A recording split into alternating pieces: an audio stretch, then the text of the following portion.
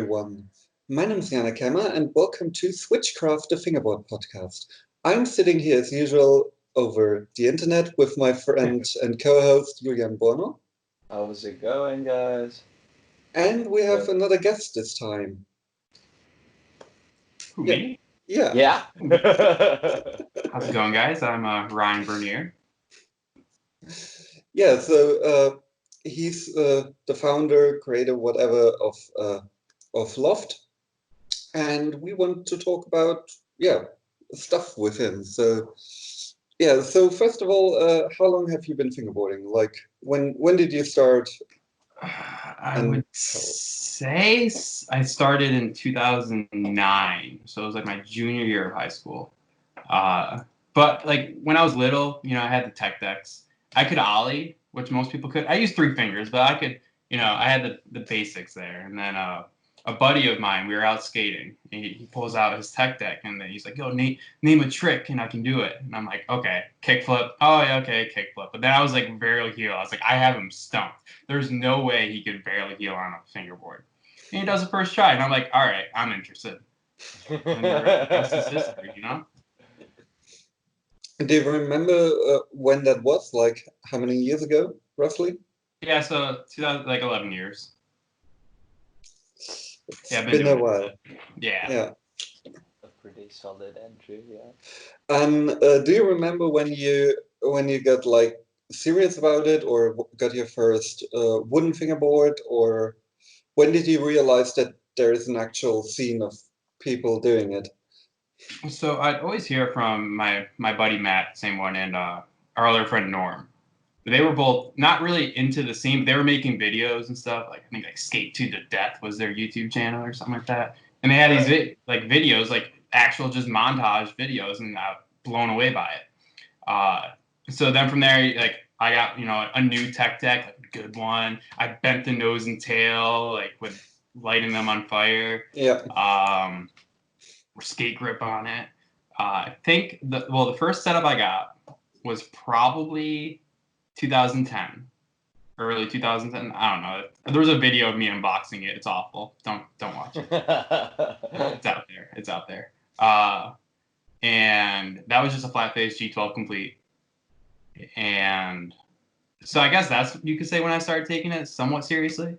I still wasn't good at the time, by any means, but slowly taking the steps. And then I didn't really get into the scene of it until I would say 2011-ish, maybe. It was right after a breakup, and I needed something to kind of get my mind off of it, like to divert my attention elsewhere.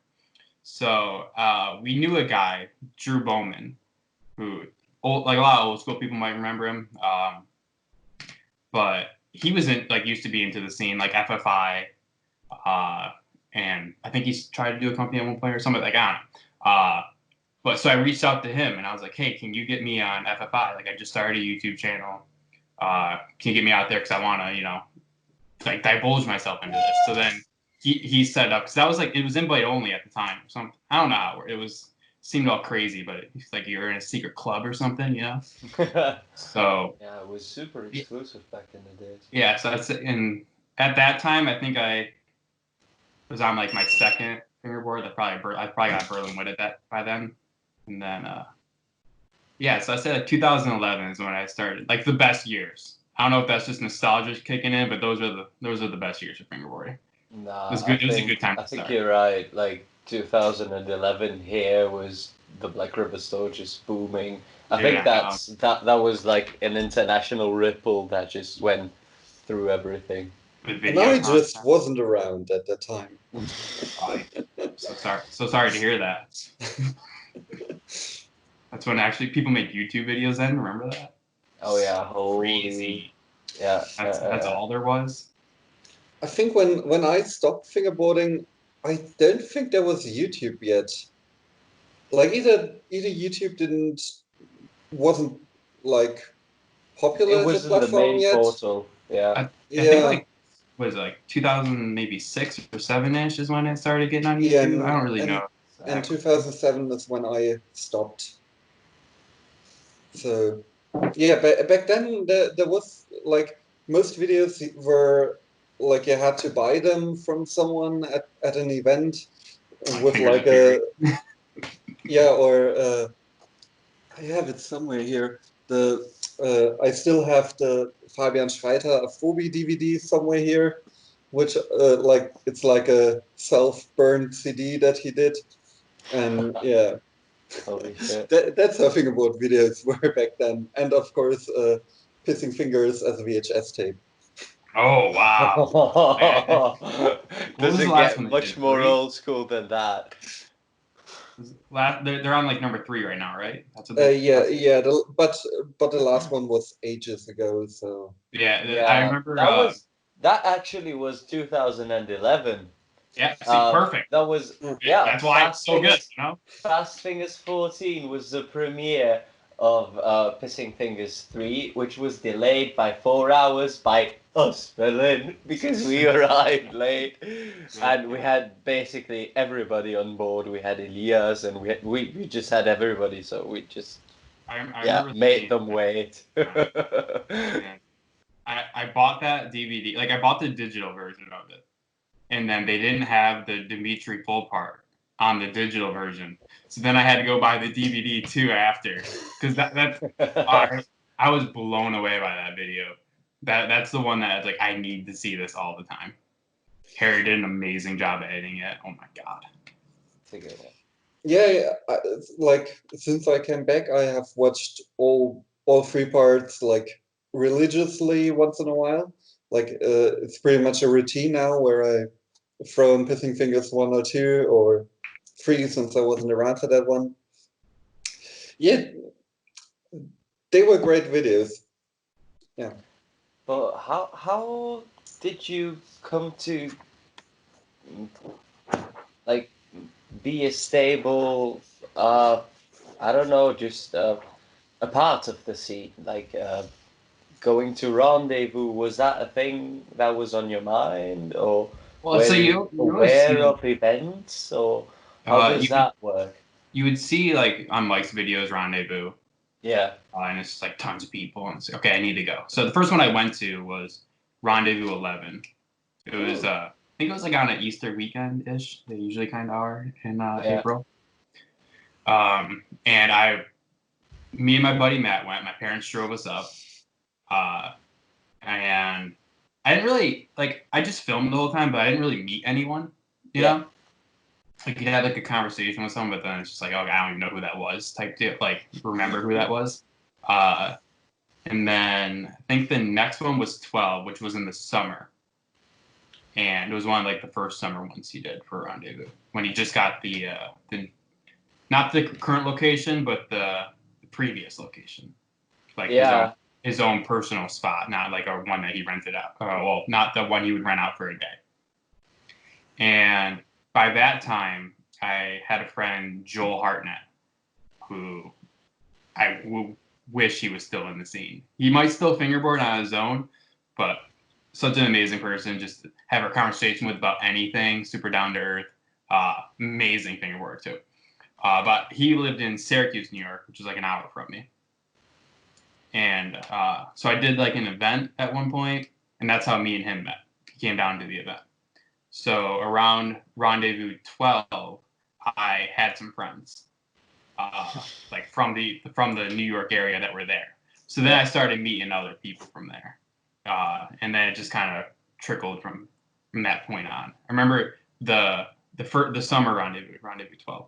I had business cards that I brought with me because like I said, I don't remember anyone I talked to the first time, you know. So I made these business. Hold on, I probably got one. Give me a second. Yeah, here we go. Look at that. It's got my name on it, my YouTube channel. And I just threw these out, you know? I just threw them out with the stickers and whatnot. But it was so like people would remember talking. It's like, oh yeah, I have this thing. I can go check out his video now and things like that. So yeah, maybe that was, I think, a big part. Yeah. I loved watching like what I got at Rendezvous videos. And then they just had, oh yeah, I got this like business card.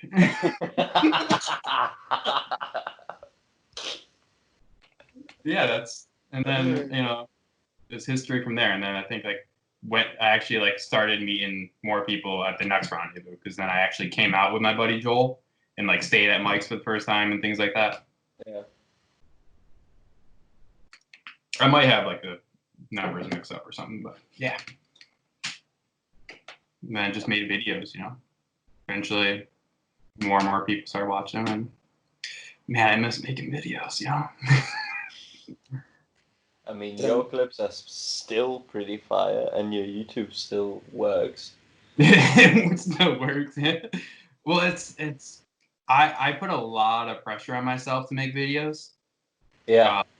And so it became harder and harder and harder to film, because it's like I don't want to film the same thing, same trick, and it became difficult. And not like I got over that somewhat recently, where I'm like, screw it, you know. Now I'm more interested in making a cool spot and utilizing it in a fun way than I am actually filming a specific trick, because that it just drove me mad. It's like, this trick I want to do, and I'm not moving on until I film this trick, and then I would set the spot up around doing that trick. Right. And it's like an hour or two just to get one clip for a 3-minute video.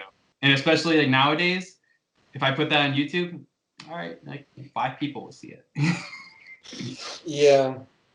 Thing about YouTube, it's not really a thing anymore, sadly. Somehow it's dead. But I think that, I mean, that's just a personal theory of mine, but I think one of the motors of YouTube fingerboarding was Harry.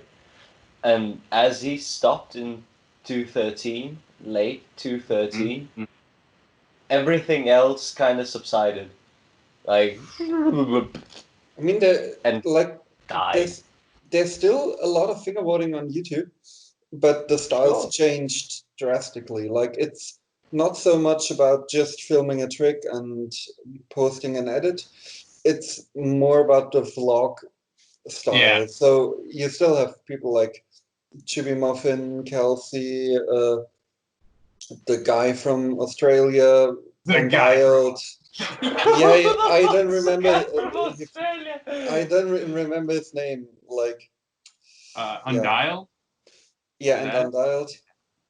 Yeah. So, and those videos get huge numbers. Like, they have thousands of clicks, and but it's more like YouTube oriented than it's not a skate part. Yeah, and then you have like guys like Ben Dulac. Yeah. Who exclusively he's fucking awesome. Who mostly only posts edits, and I think those do significantly less than the like more vloggy videos. Ridiculous. Absolutely ridiculous. Like, and I've been hugely against Instagram from the get-go. And really the only reason I have one now is because I have a business, and that's the only way I can reach out to people is through Instagram. Like, I don't have a personal one. It's just Loft. That's my only Instagram. I just made it last year, and I use it to do my posts. I'll check up on like the couple people, the 4 people I follow, like, see if they're posting anything. I'll respond to messages, and like I'll occasionally get lost in the search and just kind of scrolling through things. But who's the 4th? The 4th? Oh, it's my buddy Anthony Paco, we call him. Oh, okay, okay.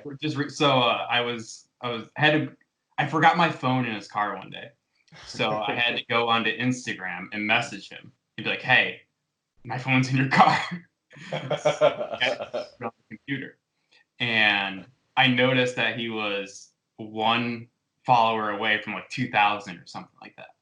So I was like, I gotta follow him. You know, I gotta be number 2,000. Wow.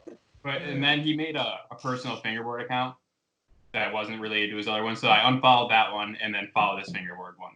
Because I mean, he's like flow for the team, I guess you could say. You know.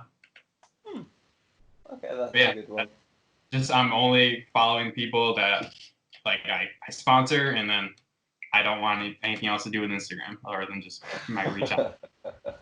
I mean, that's a statement. Like, but your Instagram, like, it works as well.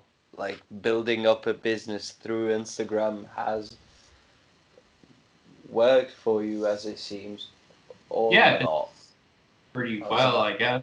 Uh, I mean, I will say I've enjoyed it, I guess, because it's nice to Yeah. actually be able to reach out to people through that form. I would Yeah. have preferred to do it through video on YouTube, but you just got to change with the times. Yeah. But Sure.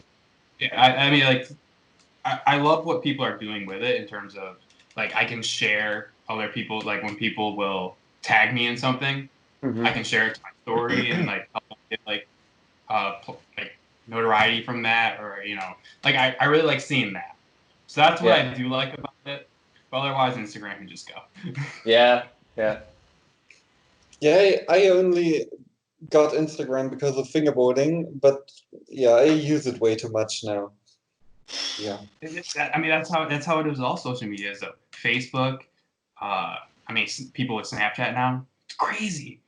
They're just Yeah. they just I can't I will never get a Snapchat. That one's too far. Yeah. Like, Yeah, I'm okay, not I'm worried. gonna take a picture of I'm the not. ceiling and say hey to someone. Like, yeah, that's good form of communication. You could have just texted it.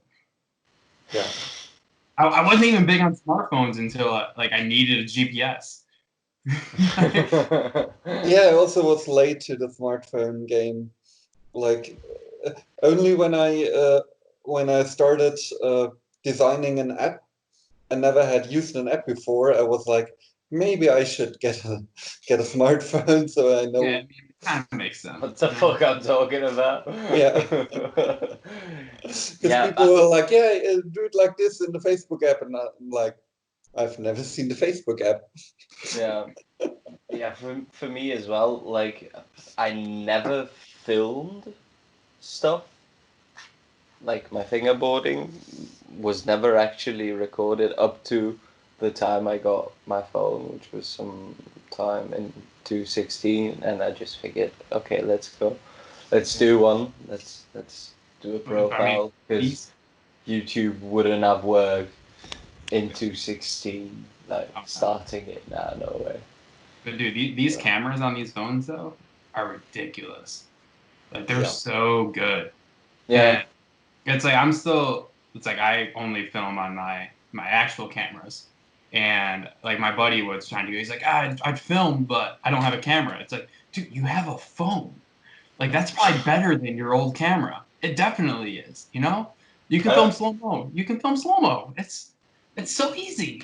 Get a yeah, depth lens if you want, like a little sure. baby guy. They're so good. Um, But how about the European journey you went with Mike on? Yeah, the battle at the What's Heretics. what's the story behind that? Like that's where Uh, we met, kind of. so I just posted a full length part. I think defining myself, and Timo saw it and then posted it on Facebook. And my buddy David, Airful of Rails, tagged me in it because Timo was looking for me apparently. So then I saw that and I was like, oh, so I'll message him. So I messaged Timo and he's like, hey, I want you to be in Battle at the Herrick's because like I don't know if it's still invite only last time I did, but at the time and I was like, yeah, absolutely. Let me see if I can go. Okay. So then I texted Mike and I was like, hey, so are you going? Because I'm not going alone. He's like, yeah. I'm going. And at this time, I didn't really like. I think I Facebook messaged him because at the time I didn't really know him that well. Like I'd stay at his house like once or twice, but that was about it. Okay, right. So he's like, yeah, I'm going. So then I think in like January, I drove out to like a store session. We bought our tickets, Uh-huh. and then yeah, I am so glad I went, and I wish I could have kept going. But like with Yeah. work gets in the way, and it's just like that's like work overcame my life. So then I had to kind of take a step back, and that's what I'm doing now, where it's like, okay, work doesn't run my life anymore. So now I can do these things. So it's definitely a trip I want to make again because I met so many people so many people that I had never even known about, and I love them to death to this day. You know, and like the session you had with you and I think Gleb. Yeah, for sure. And Flo, who from Austria, that I think he would film a lot of stuff with. I don't remember his last name, but he filmed a lot of stuff with Elias. We had a huge session with him at Harry's, and just staying with Harry in the get go. Oh my! It's like the person that I have been idolizing for all these years. I'm staying at his house and using that park, that infamous. It's like what skateboarders feel like probably going to the barracks. Yeah. For sure. It's just coincidentally it's called the Herricks. So, and then like filming on it, that was like maybe 2013, probably 2013. So when Harry started kind of getting out of it for a bit, so unfortunately he wasn't as involved with all of us as we would have hoped. But just and then the Black River store, like I wish there was a place around here, like anywhere in the United States like that. It's people can just go and chill, skate shop, fingerboard shop, just chill. Like I don't know how it is outside of Battle at the Herricks or any event that's there. Just like you just go there, tons of people filming, people just hanging out all around like the shop part. Just there's a dude doing magic at one point, like so freaking fun. Dude, Eric with his magic. Holy shit. I remember I grabbed Mike's camera. I was like, we got to film this for the video. Today it's more like on the weekend. It's like usually when people come because you have like the locals who show up every once in a while. Yeah, and you never know who's there. Like one day I'll just stop by when I'm in the area and someone else might stop by, or it's just me and Timo or me and Ramon, or sometimes it's like 10 of us. Like that really fluctuates. And then you have like Fridays and Saturdays where usually people from out of town come, and a lot of times I don't even like go into the back to the parks. Like I just chill in the front, talk with people, hang out, and that happened a lot of times. It's more relaxed nowadays than back in the days of 2013. But still, it's the feeling is still the same. I'd say it's still just booming. Well, I wouldn't say booming, but still the basic feeling of of having a chilled session with one another is just it's still the same basically. Yeah, and a lot of times, like people who are there who aren't from Berlin, like it's probably that their only time they gonna be there, or at least the only time in like a year, and that also makes it special because for us, like it's our second home. Yeah, because like for us it's not really anything special anymore, and all the people, like when I hang out there and play a game of skate, like one time I realized, well, all 6 other people in this game of skate are Berlinwood riders. Like that's just what happens, and you don't really think about that sort of thing. And when someone else comes there who hasn't been there before, like you see the big eyes and filming everywhere, and sometimes they don't talk to anyone because they're like too shy. Yeah, and I think not really used to fingerboarding with other people. Oh yeah. And most of the time, some of us like just start, hey, do you want to play a game of skate? And that's the icebreaker right there. Want to play a game of skate? It is. And then when they're like, hey, you choose a park, and I'm like, I'm here every day. Like, you choose one. Someone, not again. Like, you guys are super fortunate because it's like most of us just you'll have like one or two friends that might fingerboard, and then you get together, maybe once a week, if that, if you're like super into it. Other than that, like, especially as we get older, it's like, okay, maybe we'll have like one session a month. Yeah. And that's what was nice about living out in Mass, like with Mike and in that area where people would always be visiting him. So you're always fingerboarding with people, Oh yeah, you lived with Mike for a pretty long time, right? I lived with him for a year. Oh yeah, okay. Like almost exactly a year, actually. Yeah. Like maybe a year and like a month or two. Yeah, a little pink room across the hall from him. Yeah, I'd done like events, and I think he stayed with me to come to the event, and then he stayed at my house. And after that, he was like, "Hey, so you like want to move in with me?" And at the time, it's like I was going nowhere with like work or anything like that, It's just like might as well take this opportunity while I can, Yeah. So yeah, I moved in with him. I think 2 days after my 22nd birthday, maybe something like that. And it was crazy because when you think about it, you're like, you don't ever imagine living on your own, and like it like freaked me out just thinking about it. I was like, how am I gonna like pay rent? Like, how am I gonna grocery shopping? Like all these other things, and I like just mentally wasn't ready for it. But like having my friends like him and Jay, like it was such an easy transition. It was crazy. So yeah, I did that with him for a year, which I got to get way closer with a lot of other fingerboarders that I normally wouldn't have, because like you only see everyone at rendezvous time, and just to get like a nice, good conversation with someone is very difficult to have. Yeah. Like, there's always distractions, So like, and those are the moments I look forward to the most now, where it's like just something like you and someone go to the side and just like talk for a bit, But yeah, and then after a year of doing that, I got my own place, which was like my dream apartment. It was a loft, which that's where the name came from. I'll get in that when we start talking about the company. But yeah, it was my baby. I love that thing to death, and it was like 10 minutes from Mike. It's great. Yeah, those early conversation or those like conversations with people at fingerboarding events.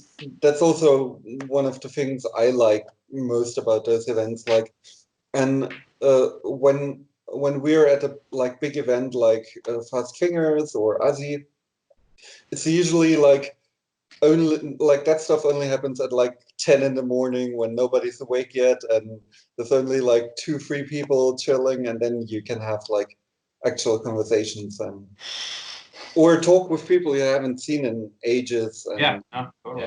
Yeah. And it's like, I'm not big about big groups. I kind of shut down. I just like the first couple like rendezvous I went to, it's just like I was just there to film. That was because I don't like being around all like tons of people. It's just like I'll just film, and then I focus on this. And then it slowly drifted into I don't even film anymore, and now I'm looking forward to seeing people. And it's like that's what it is to me now for a rendezvous. It's like, oh yeah, it's cool that we're all here fingerboarding, but like, how are you? Like, fill me in. What's going on? For sure. Yeah. So let's talk about the company. So when did you had the idea to start Loft? Because you haven't had that company for too long, right? You only launched it like been a year yet. Yeah. So I exclusively pretty much only use granite obstacle like things. Like that's what my whole park, like after watching all the Harris videos and stuff like that, it's like that was always the aesthetic I was going for. Which is I wanted to look as street as possible. And it like dawned on me after like a couple of years, which I wasn't into the scene that much before I started Loft. It was just kind of like I would hear things from other people, but it's like I haven't gotten a new obstacle in years. I've just been using the same things. And I looked out there was nothing. No one doing granite stuff. Everything is just wood or concrete, which that people like, I know people love the feeling of concrete when it gets all chipped up and like it gets all that like grittiness and gives it some bite. I just want smooth granite, you know? That's home. That's home to me. So there was nothing out there, so I was like, well, why don't I just do it? So I bought a wet saw and like a polisher, and I couldn't do it at my loft, so I would travel back to New York. And when I think I started this like 2 summers ago, it's like 2 years ago, I like made a couple like black planters. Like that's why I started. Just I was like, that's something I know I can do. Let me make this. And then like the next time I went home, made something else. Like I made like an up down ledge that I will still probably never do anything with. And then from there I got different granite. Like I just used black granite at the time. So then I got different colors. And then I made a couple planters and made a lounge. And then I brought those to Rendezvous with me just to kind of see the interest that was there, and people were really digging it. It's like, I think I got, like, at the time I didn't even have a name for a company or anything. I'm just like, oh, you should do it. It's like, I don't know what to call it. People were just like, oh, call it Granite. Like, they're trying to come Fingerboarders are so shitty at naming things. It's comical. Yeah. So yeah, and then I kind of got to a point where it's like, I want to do this. I am enjoying doing this. But I had no means to do it. Like we'd cut stuff back in New York, like when I was visiting for whatever reason it would be. And then I would come back to Massachusetts and I would be in my bathtub polishing the granite. And it's like, yeah. So like the first couple of things, like the lounge you have, that was polished in my bathtub, buddy. I'm not sitting there naked or anything, but you know. But yeah. So and then I kind of got to a point with like work. I had a lot of changes with work, and it was just making me miserable. And I'm like, screw this, I'm done. You know, like I worked my butt off for 10 years, and I'm not happy. And I'm only working to sustain, like, because it was expensive to live in Mass. I'm only working to sustain a life that isn't making me happy, you know. So it's what is the point of anything I'm doing?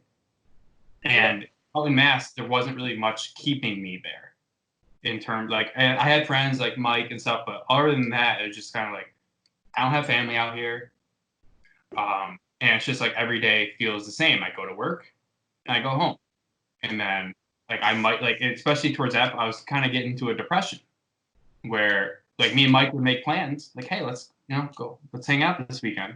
And then I just wouldn't text him that weekend. Like, I just don't want to do anything. That's like not a good place to be in. Where it's like, I'm lonely, but not doing anything to change it. So I made the decision. I was just like, screw it. I'm quitting my job. I'm moving back to New York, and I'm buying a house. Which is it's such a bad. Don't quit your job and buy a house. But I was like, I'm gonna, like, I had money saved up, so I was like, I can put the down payment on a house, and I just want to see what I can do with this company thing. Like, this is something I'm passionate about. I have like other friends that are doing it, like Scott with Dynamic, Don with Arc. I'm seeing what they're doing, and I was like, this is a viable option if you do it right. Yeah. So I kind of went for it, you know? It's like a dumb decision, don't get me wrong. Just be like, yeah, I'm going to quit my job and start something completely new on my own. Like, no guaranteed income, no nothing. Just go for it. Do what makes you happy. And it worked out, like, for a little bit. Like, in terms of I was able to sustain myself because, like, company was new, everyone wanted stuff, but then it kind of died down, so I was able to I got like a part-time job, and I had a job that I actually love to do, and it's strange how fingerboarding has brought me to this, to like where like everything in my life for the past like, I'd say like 12 years or so, basically since I moved to Mass, has all been because of fingerboarding. Every single step I've made personally almost has been because of fingerboarding. That's quite a cool story. Like, I think if you don't try things, like, you never get anywhere. Like, I moved to Berlin without knowing anyone. Like I just knew I had to get out where I used to live, moved 700 kilometers north, and yeah, sometimes you just have to go for it. Yeah, and I think just in general for everyone, like, you know, people go to college. Sometimes they'll go away to college. Sometimes they stay local. I think everyone should move away from their hometown area. For whether you go back, that's absolutely fine. You know, like home is home. But getting yourself into a completely new environment and changing your surroundings entirely helps you grow as a person in ways that you don't even think. You know. Yeah. And it's like that was something I was not expecting at all. But it's like you meet all these and what's cool then you can just kind of tell stories from your hometown that, you know, that no one knows what the hell you're talking about and it's new to them. I tell someone about my favorite pizza place here, like, yeah, dude, I know, I've been there. you tell someone out in Mass, like, yo, I need to tell you about this pizza place, like, yo, let me hear about it. So you didn't have any previous like experience with stonework? You just just went for it. Googled how do you cut granite? Wet saw. Okay. How to polish granite? Oh, polisher. Got it. All right. Let's just go for it. You know. Like, I definitely don't have the best equipment to do it. Like I don't have like everything's by hand. Like I got a better saw. But when it comes to the polishing, like unless I want to spend thousands of dollars on like something that will like round the edges for me and get it all nice, like something that you use for a countertop, like the only options like a hand polish. So everything's done by hand, which a lot of people don't get. They think I just buy all these pieces pre-polished and cut and everything. It's like no, I cut and polish everything by hand, and it takes forever, and it's 100% worth it. Yeah, for some reason I always assumed that you were like a stonemason or something like that. Because, like when I saw the thing that Julian has, like, what do you call that? The lounge. The lounge, yeah. Like all the edges were clear, like everything fit, like no gaps between, like, and I just assumed, that's someone who does that for a living and thought, why don't make fingerboard runs? Nope, I was a manager of a drugstore.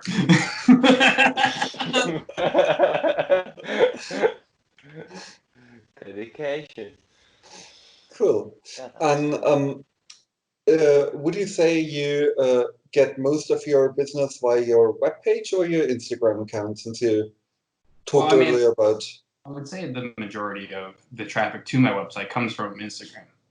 Okay. So, that's what probably put the name out there is just through that form of media. And yeah, like I said, it makes me feel dirty just doing it because I'm not a big fan of the platform itself. But yeah, you gotta do what you gotta do. Yeah, but to be honest, you almost had to do it because I mean the need was there. Like I was texting Jay and asking him, dude, does Ryan have some sort of contact? Because people are spamming me. They want this shit. Like, we need to do something. So, and he was like, oh yeah, he just made something. Link. I was getting followers before I even posted a single thing. It was just my name. And like I think my first follower is my buddy Alex Garcia. I'm like, how did you even find my account? Yeah.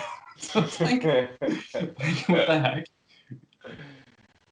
But yeah, I mean it's like I said, I have enjoyed like the reach out, and I mean it's totally easier just spending an hour to film one trick that, you know, actually gets out there than it is to do a whole video on YouTube that no one will see. So it's like it feels nice to actually be reaching out to people. Yeah. With your with the obstacles you create, do you look at skate park obstacles and draw inspiration from them? Because a lot of your things are quite unique. Like I haven't seen most of them in like a real setting. Like they could as well exist, but yeah. I kind of draw from everywhere. Like a planner is a planner, there's nothing special about that. The lounge was inspired by a thing in Skate 3 at the university. It was just like a box with a bench on it. So then I kind of like, and that one I just made out of whim. I was home and I was like, I want to make something new. So again, I was home for 2 days. So the first day I just made a bunch of little simple benches because I couldn't think of anything else to do. And then the idea came to me at night and I was like, all right, I'm going to try to make 2 of these. And yeah, it's kind of like I'm constantly watching skate videos, not even to watch the tricks. I'm just looking at the spots to see like, oh, what would be cool? What would work? And I've always been interested in design. Like in Skate 3, I was constantly designing skate parks. I just found that insanely fun. And I helped Mike design a few parks or spots on parks and things like that.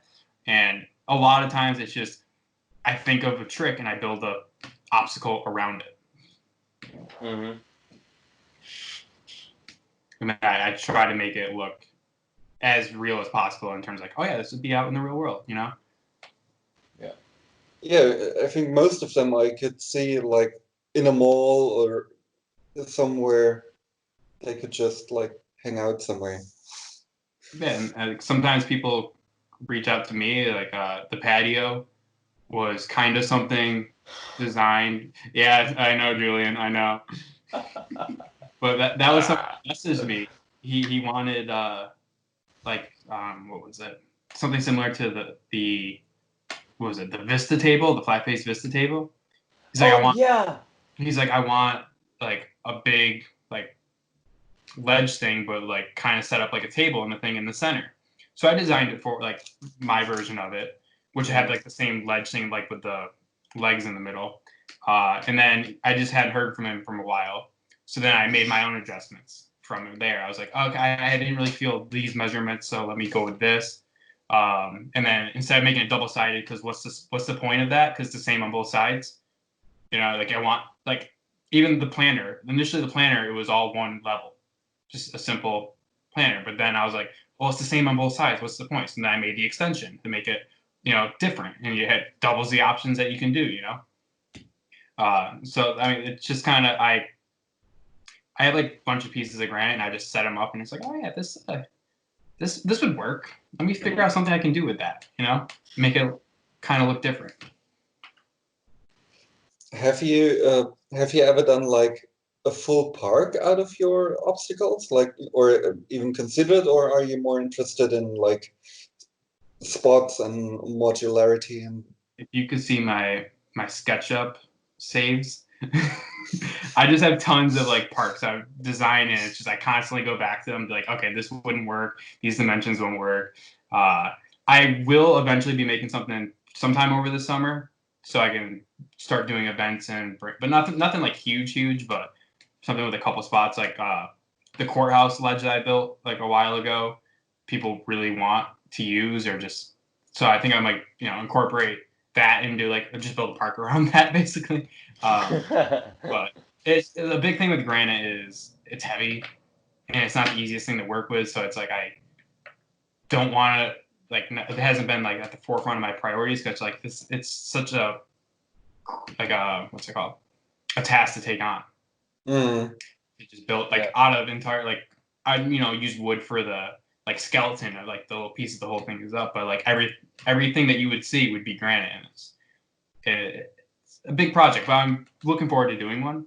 It just I haven't gotten to it yet. Yeah, because when I saw the patio, like the downwards patio with the stairs. Well, stairs, yeah. Yeah, like when I saw that one, I was like, that would look sick in a park. And yeah, I'm gonna be making one for myself once I ran out of like a lot of my materials due to COVID-19, so I've been waiting to get a shipment of stuff, but I'm gonna build one with stairs in the front too. And that one just came up because one of the people that's ordered a few things from me, he's like, yeah, like I want to get something, I don't know what to get, and I'm like, well, I love the patio. It's very versatile. You can do a ton of stuff with it. And he's like, yeah, that's kind of something that I need. And I was like, well, here, I'm sorry, Julian. For anyone watching, I mailed him one, and didn't get delivered to his house, and they sent it back the next day. And it got lost. Yeah, so I haven't gotten it back. Lost Loft. But I was like, oh well, here's like, because I built an XL one for Mike, with had like little stairs in the center.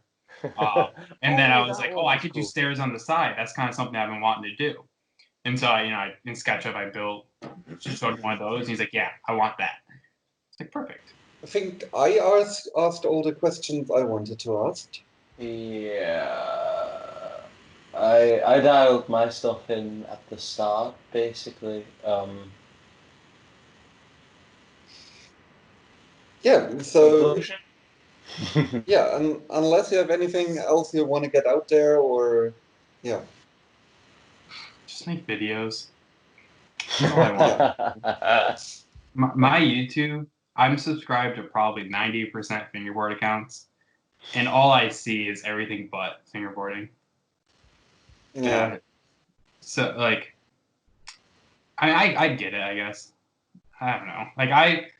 I stopped making it. Like I'm trying to get more back into it, but everything has to like be right for me now. It's like I have to have the right song, the right spots, the right everything. And I just ordered new lights. I ordered 2 new lenses. Like I'm going to be making more videos. It's like I just had a buddy move in with me, so I had to move my park out of my room. So that's why I haven't really done much with any like even clips really for the most part. It's like I had him in this room, and this room is tiny. Like I have room for a computer, and then there's like a little spot over here to my left, and I had my park in there, and I was so constricted and like I couldn't, because I like doing 180s and like weird little contortion thingies, you know? Yeah. Like that's what gets me going. Where it's like, oh yeah, I've never seen someone do that, so let me try doing something like that. I couldn't do it, so it killed all my motivation. So like 2 days ago, I was like, screw it, I'm done. I tried filming a trick for like an hour, came up with nothing. So I was like, screw it. Took everything, put it to I have a room in my basement that will eventually be my roommate's room once I get it redone. But I was like, screw it, park's going down there. I'm gonna get new lights. I'm going all in. I want to make videos again. And I have a couple songs in mind. All I've been doing lately is watching videos on editing, like different things I could do. So it's like I'm fully invested in this right now. Cool. Yeah, I thought about making a YouTube channel as well, because I put so much effort in when I do film a part, and just have it on Instagram or post somewhere else, like it just gets lost, and maybe I will just upload them somewhere, like just for myself. Yeah, like I mean that's what I did with. I guess I'll call it a part, like my most recent one that I don't know when I put it out, but it was just because I went years without posting any YouTube videos. When I would film, I'd be inspired, like, oh, I want to do this trick, so I'd film it, and it would just be like, maybe a trick a month, 2 tricks every couple, like it just got like over a 3-year period. It's just like when I did nothing with it. I just had it on my computer, and I would put it into a timeline and like have it on my phone, and then someone's like, dude, Ryan, why don't you make videos anymore? And it's like, well, I'm like filming, I just don't do anything with it, like there was no point in it. I didn't have Instagram. It was there for me, but yeah, eventually I was like, screw it, I'm just gonna put it together. And it's honestly probably like I put very minimal effort into the edit itself.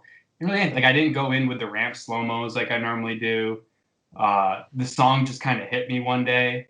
And I had like several different songs I wanted to go through for this, like, because I always film with the intent, like, okay, I will eventually make a part, and I had different songs throughout the entire time. But the song hit me one day, and I was like, and I had all this footage, and I just moved back home, and it's like the song's just like, I'm on my way. It's like, oh, it felt right. Everything about it felt right. So I was like, all right, I'm just gonna throw everything together, and like I said, I spend hours on a trick. I have no problem. I'm not the consistent guy. I will never give up guy. Same here. So, and it's like I will keep filming something until I get it the way I want. So that's like I wanted to include a lot. Like I didn't capture all of my like sketchy lands. I captured like maybe like half of them. Because like I mark everything and watch it. Like, okay, what did I screw up here? I'm gonna make sure this angle's right. Like, how's the lighting? So then I started capturing them, and I just saved them all. I was like, because I started, I think, with my third part, I made maybe second, I don't know. But I made a video of just the unused clips and like the sketchy stuff, all that, and they kind of became some of my favorite videos because it's just kind of there, There's no, it's not your edit isn't outshining the clips. It's just the clips. Yeah. I think it was my third part I did that for, and then the fourth one, which was Paradise 2, I again just had more unused footage. Like that's one I did at the rendezvous location, and it's just, and those ones songs just like, okay, yeah, this will work, I guess. And I listened. There was a Tim Hurley song. I don't know if people know. Do you remember Tim Hurley? No, I don't think so. He's from New York. He lives in New York City now. He'll still show up every once in a while. Him and Kevin. But he makes his own music. Like plays. Wait, what? You talking about the Fingerboarder? Yeah. Oh, holy shit! Yeah, of course. Yeah. Okay. So, he just put out EPs online, and there was this one song. It's called nice. I think Pigeon Toad, and I was like, I'm really digging this song for some reason, and so I use that in the B-roll video. And it just comes about, and it's like I love that video now just because it's a Tim Hurley song.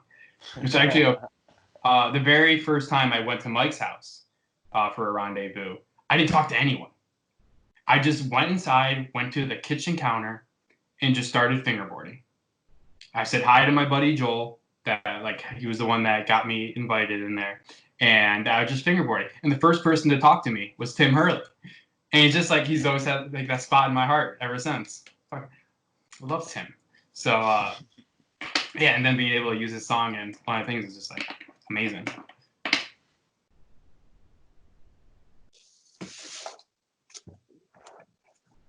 Yeah, I think that that's a good closing. That's a good a good place to wrap up. So thank you. Thank you so much for your time. This has been an awesome chat, and yeah, maybe you get to go to Germany somewhere in the future again, or I was hoping to go sometime this year, but current times they're probably not going to allow that. Yeah. I was just looking at flights. Probably Azzy has to be rescheduled. Yeah. Because it was supposed current situation, so it's what's supposed to happen in July, and it's not maybe gonna happen. delay getting tickets. We will always be here for a session, but yeah, if you wanna have the event as well, then maybe just wait for a bit. Yeah, we'll see. Okay. Yeah. So. Thanks again, and yeah, thanks for listening. Yeah, thank you. Bye.